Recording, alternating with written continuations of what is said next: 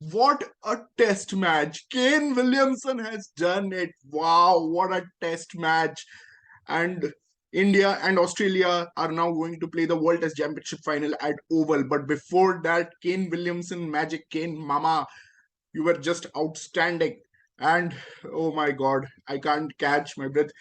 52 overs. The day started with rain, gloomy skies, but then came the sun, and then came the Kane, and then came the Williamson. And 52 overs, they needed some 257 runs, and they started a little bit slowly, and they lost the wicket of overnight batsman Tom Latham. Then they lost Henry Nichols, but it was Daryl Mitchell, I felt, who truly kept New Zealand in this chase with a brilliant smashing 81, and he almost, I thought he will overtake Kane Williamson and score a century. He was scoring at such a good rate. And Sri Lanka, they were absolutely pathetic. They just resolved to negative tactics. They set fielders in the deep. They tried to bowl negative line. Prabhat Jasuria was bowling over the wicket outside the leg stump, and rightly so. I think the umpire Chris Gaffney was the one who gave the whites, and that ended up costing Sri Lanka because they were bowling really negative, and it was really negative tactics from Dimut Karnaratne. I expected much better from him. I think Sri Lanka could have, in fact, gone for the win. Only Asita Fernando was the only bowler who was trying to take wickets with his Yorkers. Otherwise, it was quite negative stuff from Sri Lanka. So let's start the day. 258 needed from 52 overs, and then it was like 190 needed in 30 overs, and in 25 overs you needed something like 155. So it was going like they were taking a lot of singles. New Zealand, the field was open, quite defensive again from Karunaratne, but the last 10 overs, oh my God. Once Daryl Mitchell got out, then I didn't understand why Blundell came before Bracewell. I thought Bracewell was the one who could have gone for the big shots, and I think two important boundaries were hit in the last 5 overs, one by Bracewell and one by, obviously, the best boundary was Williamson.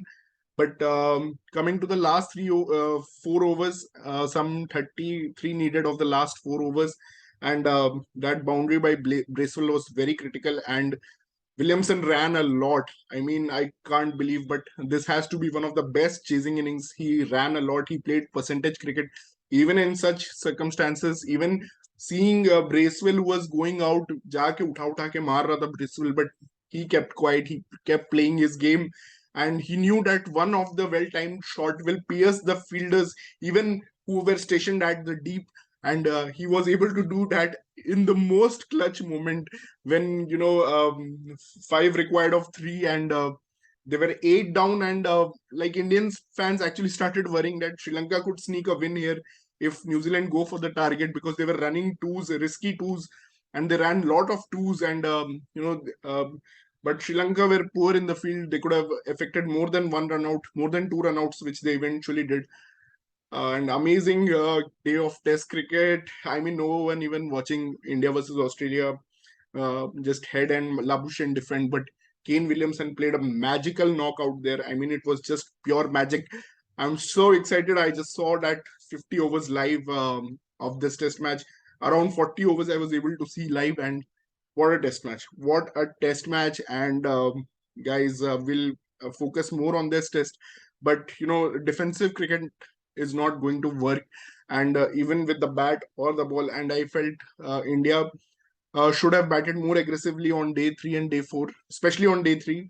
And now all that talk will be put down, because New Zealand has saved India in a way, and New Zealand has made sure that India go to the World Test Championship. After rain saved New Zealand, because I think if the entire full day was available, Sri Lanka could have taken those wickets, and they would not have restricted to these negative tactics.